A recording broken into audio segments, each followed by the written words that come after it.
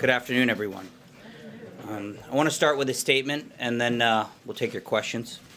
Our normal policy, consistent with the policies of past administrations, is to not comment on background checks and security clearances. Given the unusual nature of these circumstances and a number of false reports floating around, we wanted to try to explain as best as we can within our security limitations how the background investigation process works, and then talk a little bit about Rob Porter and how his situation fits within that process. Background investigation process is the process for evaluating allegations about a White House staffer's conduct prior to joining the White House. It's run by the federal law enforcement and intelligence communities. It's used throughout the U.S. government. It's thorough, it's complex, and it takes time. It takes time because we want to get it right. It's also costly, but it's absolutely worth it. Over the course of any investigation, some information may arise that seems troubling or complicated and requires additional investigating. It's important to allow that process to continue in order for a fulsome understanding of the information. The whole U.S. government takes this process seriously. It's not politicized or interfered with, but we do push to obtain accurate, fulsome information as quickly as possible. Now let me talk about Rob Porter. The allegations made against Rob Porter, as we understand them, involve incidents long before he joined the White House. Therefore, they are best evaluated through the background check process. It's important to remember that Rob Porter has repeatedly denied these allegations and done so publicly. That doesn't change how serious and disturbing these allegations are. They're upsetting. And the background check investigates both the allegations and the denials. The investigation does not stop when allegations come to light. It continues to determine the truth. We should not short-circuit an investigation just because allegations are made unless they could compromise national security or interfere with operations at the White House. The truth must be determined. And that was what was going on with Rob Porter. His background investigation was ongoing. He was operating on an interim security clearance. His clearance was never denied, and he resigned. To summarize, the allegations against Rob Porter are serious and deeply troubling. He did deny them. The incidents took place long before he joined the White House. Therefore, they were investigated as part of the background check, as this process is meant for such allegations. It was not completed, and Rob Porter has since resigned. During his time at the White House, Rob received no waivers and no special treatment, and this is the tried and true process. It was followed meticulously. We hope this helps explain how seriously these matters are taken and how the process works to investigate such allegations. With that, I'll take your questions. John. Can you tell us, Raj, when the White House first became aware of these allegations? Well, I know there's been some reports about the Chief of Staff. He became fully aware about these allegations yesterday. I'm not going to get into the specifics regarding who may have known what pieces of information, because they were all part of an ongoing background check investigation. You say fully aware. Was he partially aware? Well, I think we all became aware of the news reports that emerged on Wednesday morning and some of the graphic images. But did he know any of this back in November? Again, I'm not going to get into the specifics. Peter? Let me ask you if I can. The statement changed from John Kelly yesterday morning to the statement yesterday evening. He said based on new allegations. But what changed yesterday, absent a photograph, in terms of new allegations? Well, I think what I just referenced, the reports had additional allegations. They had more information. So you're saying the initial reports were two former wives accused him of violence, both physical and verbal abuse, was not sufficient for him to say that I think he's a man of honor? There were a number of statements from, from the press secretary, from the Chief of Staff, from others, that reflected the Rob Porter that, we've come to know working here for over a year, and the Chief of Staff for about the last 6 months. But the reports are troubling, and I think the statement from Wednesday night reflects the Rob Porter that we had seen in these news reports and some of these credible allegations. So to be clear, what was so shocking that had changed? You said it was shocking. What was he Yeah, I referring think to? the full nature of the allegations, particularly the images. You said, and just to answer one more thing, you talked about the fact that there weren't any concerns, you said, that could compromise national security or interfere with operations here at the White House. But we've spoken to one of Porter's ex-wives who told us that she warned the FBI that he could be susceptible to blackmail because of the allegations against Well, him. again, I'm not going to get into the specifics of the investigation itself. I think that's a question for the FBI and others. But this is not our process. This is the process the U.S. government uses across agencies and has existed over numerous administrations. The president, just Hang on a second. Cecilia. Mr. Raj, I just want to clarify what you're saying here. Sure. Are you saying that the chief of staff of this White House had no idea that Rob Porter's two ex-wives had domestic violence allegations against him when they made those claims to the FBI, that John Kelly did not know that? How is that possible? The chief of staff did not know that? Well, again, this is part of an ongoing investigation. We trust the background check process, and the chief of staff does not get detailed updates about what may or may not have been alleged. This is a process. It involves a thorough investigation, and as I went through the process, it involves looking at not just accusations, but denials. Okay, one more question. The White House had said yesterday that Porter's decision to leave was a personal one, that he wasn't pressured to do so. So would Rob Porter still be on the job today had he not decided to resign? Well, Rob Porter was terminated yesterday, and his last day, his last day was yesterday. I know he came in earlier today to clear out his stuff. But would he still be on the job? I mean, Sarah Sanders made it Well, very clear. he offered his wasn't pressured to resignation, do so. and it was accepted. Jim. Yes, so in terms of the chief of staff's handling of all this, no regrets? Well, I think the second statement that he sent out reflected his thoughts, which is that these allegations are deeply troubling, they are shocking, and I think the first statement reflected, the Rob Porter that we have known. But let me ask you if I could follow up on that, because as you were coming out here yesterday, or Sarah Sanders was coming out here yesterday, you were releasing a statement from Rob Porter saying that he took those photographs. That appears to be an acknowledgement that this abuse took place, that he helped document it. How can the White House chief of staff, how can the press secretary, how can this White House still be standing behind him when Mr. Porter appeared to be acknowledging that he had I think this past? I think it's fair to say that we all could have done better over the last few hours or last few days in dealing with this situation. But this was a Rob Porter that I and many others have dealt with, that Sarah had dealt with, that other officials, including the chief of staff, had dealt with, and the emerging reports were not reflective of the individual who we had come to know. And I can just ask you one other follow-up. Jeff, we've got a few. Raj, did the president know that Rob was was working on a temporary clearance? No, Is that the president saw the news report on Tuesday night and was informed of the resignation on Wednesday. He was saddened by it. Saddened for all the individuals involved. over the last year? Is that ever something that he was concerned about? Not He was not reviews, but informed was he about the concerned specifics regarding Rob Porter's security clearance. Sorry, Danielle. Do you have any information on how many senior White House staffers are currently working under an interim security clearance? I got into the security clearance process as much as I'm allowed to discuss it, and I'm not going to go further.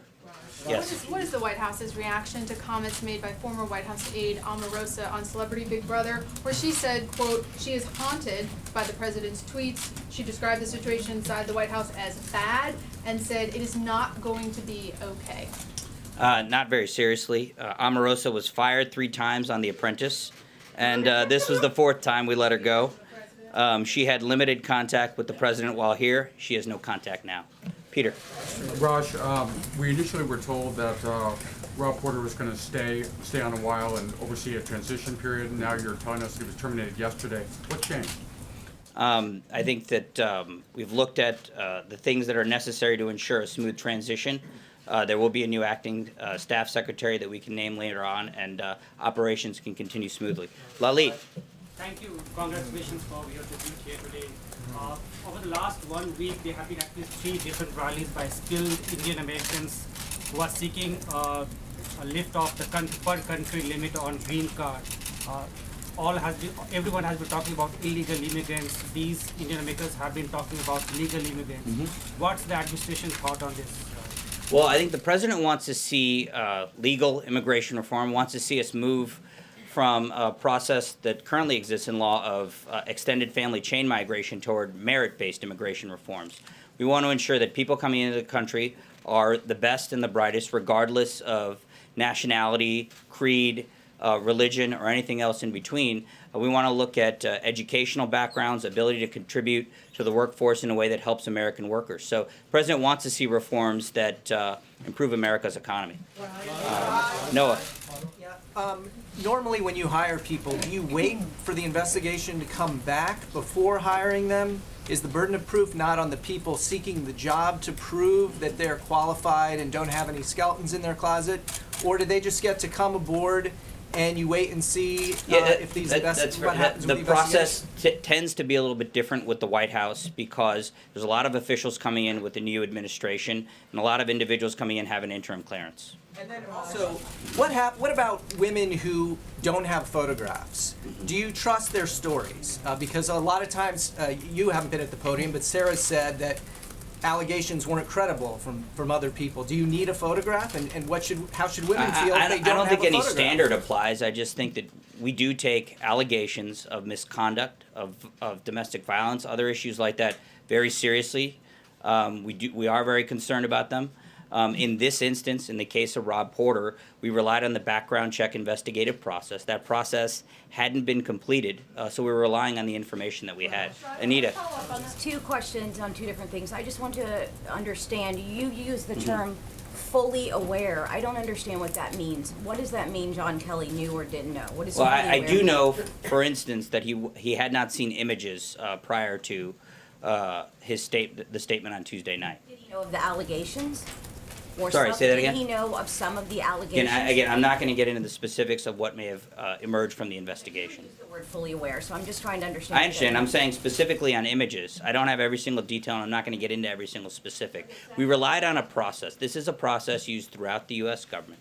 It's a process used by every agency for an individual seeking a security clearance. Rob Porter was never denied a security clearance. He was never given any special treatment. The process was still ongoing. We relied upon it. Okay. Yeah. I had a second topic, which Yeah. was on Capitol Hill, members and their staffs are saying that because the court case regarding DACA is now, meaning that the administration is now accepting DACA applications again, that they feel that there's breathing room and that March 5th is no longer the deadline. March 5th is the deadline. And what's going to happen if they haven't done anything by then, because it doesn't look like We they're we say they haven't done anything. What do you mean? If Congress hasn't acted by March 5th, what is going to happen? Well, we fully expect Congress to take action on the president's immigration reform framework. Yeah, April. Okay, Raj, two questions. I want to follow up on Noah. You say the president takes the issue of violence against women seriously. Yes. Why did this administration close the Violence Against Women office when he became president last year?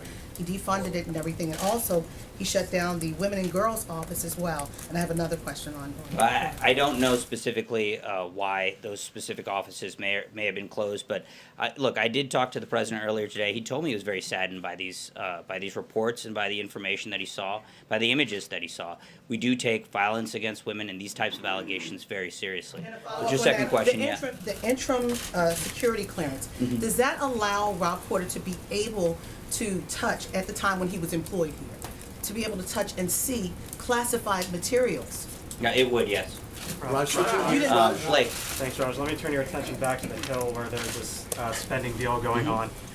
Republicans for years have said there needs to be fiscal restraint, years and years and years. Now, we know that the deficit for the fiscal year, this fiscal year, is potentially going to reach $1 trillion. You've got the House Freedom Caucus saying about this deal, growing the size of government by 13% adds to the swamp instead of draining it. This is not what the American people sent us to do. Essentially, they're saying some within their party are being hypocritical. Is the president concerned about all of this spending? And what exactly is your plan to pay for it? He is concerned about spending in Washington. He's expressed that for years. Let me just say off the bat, we do support the 2-year spending bill that is being discussed and voted on in the House and Senate.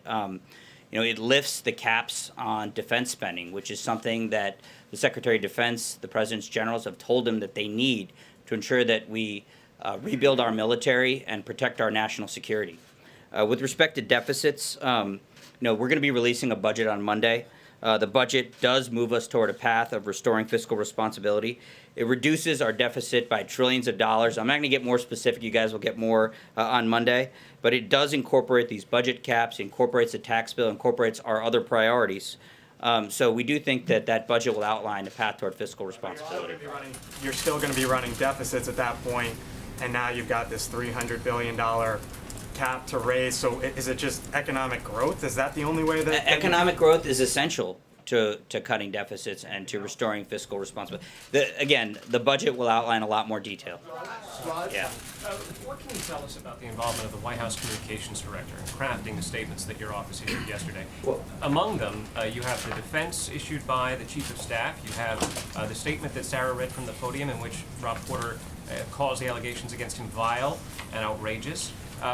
What can you tell us about the extent to which the Communications Director was involved in crafting those statements? Well, I'm not going to get into the specifics, but I would say that all the statements were crafted by a number of senior White House officials. Margaret? One more question, Yeah. because you have repeatedly referred to the denials that Rob Porter issued. Mm-hmm. How much weight were those denials given within the White House? I think you've got to take allegations seriously. You've got to take denials seriously. And again, the statements reflected our experience with Rob Porter and other officials' experience with Rob Porter. But again, looking at more of the reporting and looking at more facts emerging, you saw the Chief of Staff statement, and the White House did accept his resignation. Margaret? Thanks. A couple more questions about this issue. Can you, it sounded like you're saying the investigation is ongoing, is that right? Well, I don't think, now that he's been terminated, I don't think it continues, but I could get back to you on the specifics. So I guess what I was gonna ask is, once the investigation is totally completed and you're satisfied that you know the answers to those questions, could you elaborate more specifically on the first time anyone mentioned this to the president, when, I know that any specific- issues regarding his security clearance weren't made available to the president prior to Tuesday. I'm sorry, hang on a second, please. I guess, does the president retain full confidence in his chief of staff? Yes. In his White House counsel, in his Absolutely. communications director? Yeah, absolutely. The In all president of the has rest of the confidence in his top chief of staff, counsel, and Can I communications. ask you a finance question real quickly, Sure. on the spending plan?